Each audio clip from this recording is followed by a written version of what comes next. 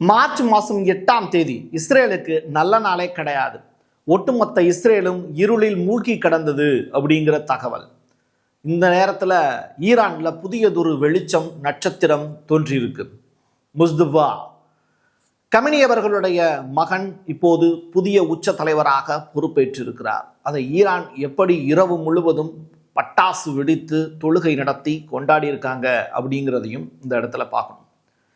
Bahrain, Saudi Arabia, UAE இந்த 3 நாடுகளுக்கு எதிராக இப்போ ஈரான் நடத்தி இருக்கக்கூடிய தாக்குதல், அதற்கு பதிலடியாக அவங்க ஈரான் மேல நடத்தி இருக்கக்கூடிய தாக்குதல், இந்த ரெண்டையும் போராக கருதினால் இந்த 3 நாடுகளும் எதிர்காலத்தில் ஈரானின் வசப்படும். அமெரிக்க அடிமைத்தனத்திலிருந்து விடுபடுவதற்கான வாய்ப்பு இருக்கு அப்படின்னு சொல்றாங்க. பஹ்ரைனுடைய மன்னர் ஒருவர் ஓட்டம் பிடித்த காட்சிகளும் அரங்கேறியிருக்கு. எல்லாத்தையும் தாண்டி ஈரானுடைய வெற்றியை தடுப்பதற்கு B2 பாம் ஆன் தி வே. டீட்டெயிலாக பேசுவோமா? வாங்க பார்க்கலாம் உறவுகளே. இது பிரசாத் சிக்னேச்சர். உங்களுடைய தொழில் சம்பந்தமான விளம்பரங்களை நமது சேனலில் ஒளிபரப்ப உங்களுக்கான அருமையான வாய்ப்பு. Prasad signature media broadcasting private limited. நீங்க நியூஸ் ரீடரா மாறணுமா, கண்டென்ட் கிரியேட்டரா உருவாகணுமா, சேட்டலைட் சேனல்ல ரிப்போர்ட்டரா வேலை பார்க்கணுமா, டாக்குமெண்ட்ரி மேக்கிங்ல இருந்து ஜேர்னலிசம் பற்றிய முழுமையான பயிற்சி பெற உங்களுக்கான அருமையான வாய்ப்பு. எங்களை தேடி வாங்க. ஆன்லைன் மற்றும் நேரடி பயிற்சி வகுப்புகளும் சர்டிபிகேட் கோர்ஸாவே கத்துத்தரும். மீடியா துறையில் 10 ஆண்டுகளுக்கு மேல அனுபவம் உள்ளவர்கள் பயிற்சி கொடுப்பார்கள். வாய்ஸ் ஓவர் தொடங்கி வாய்ஸ்லெஸ் பீப்புளுக்காக உங்களை சிறந்த ஜேர்னலிஸ்டா உருவாக்க வேண்டியது எங்களோட பொறுப்பு. ஸ்கூல்ஸ் அண்ட் காலேஜஸ்ல ஜூனியர் ஜேர்னலிஸ்ட்ங்கிற பேர்ல ஒர்க் ஷாப்பும் கண்டக்ட் பண்ணி கொடுக்கிறோம்.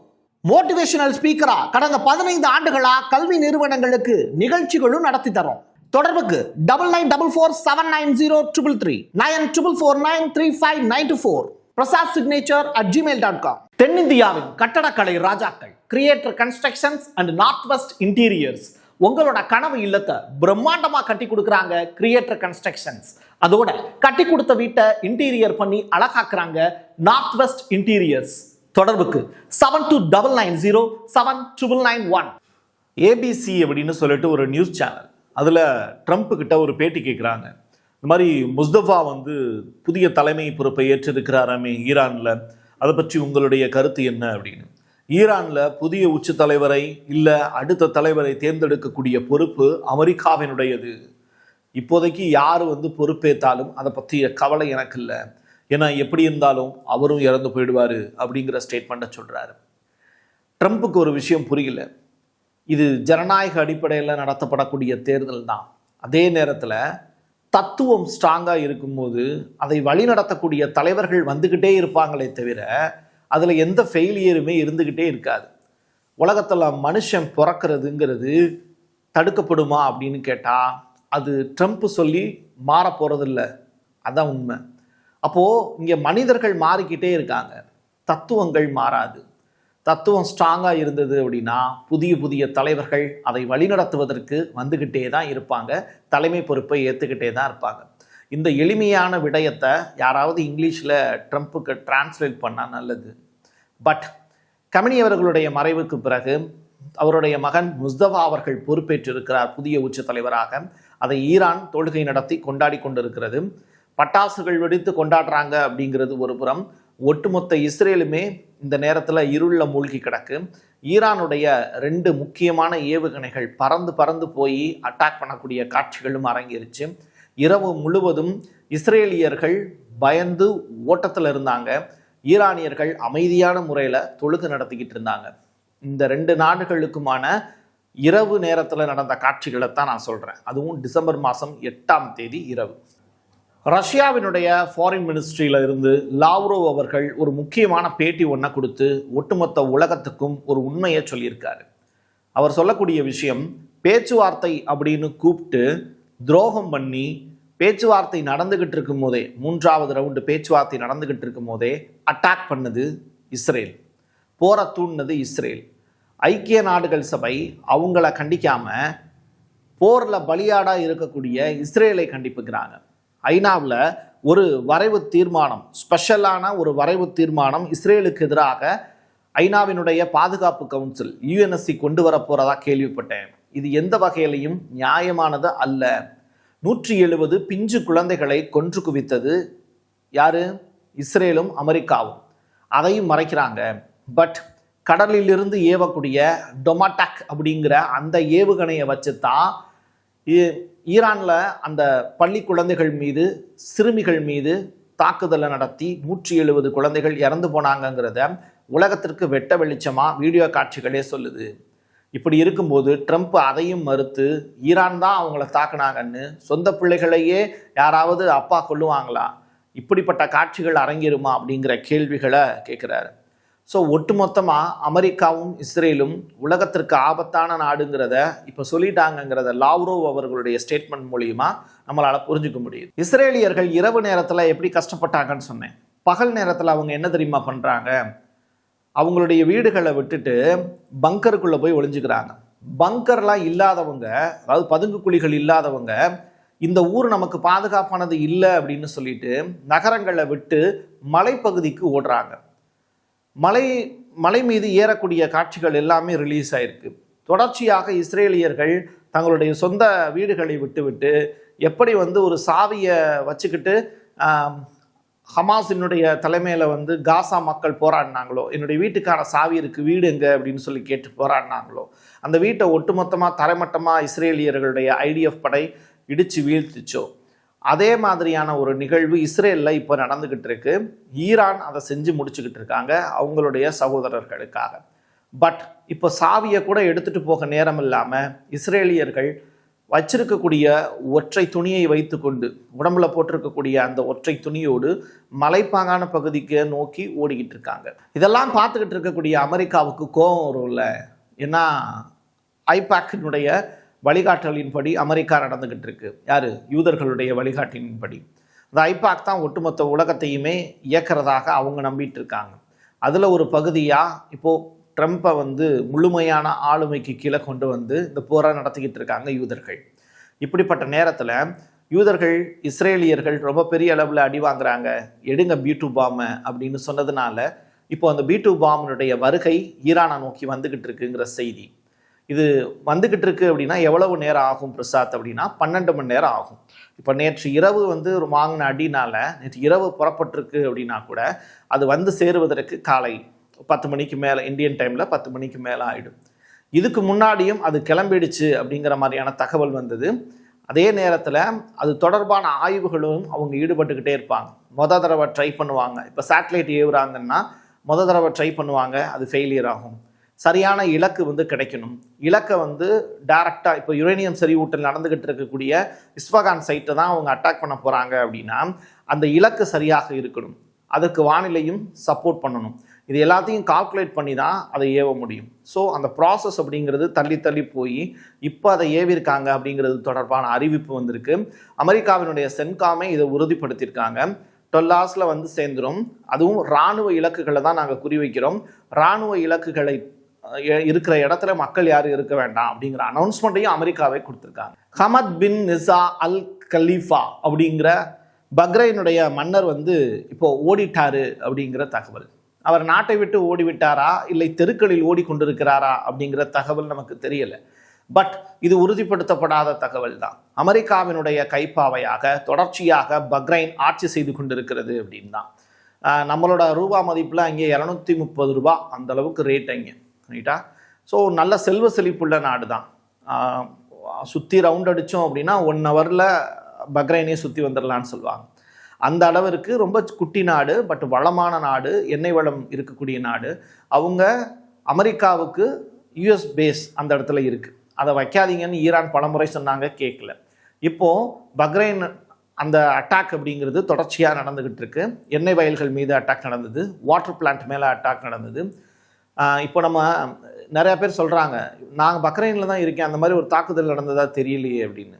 இப்போ தமிழ்நாட்டில் நீங்கள் இருக்கீங்க அப்படின்னா, சென்னையில் ஒரு ஆக்சிடென்ட் நடக்குது அப்படின்னா அது டிவியில் சொன்னால் தான் தெரியும்.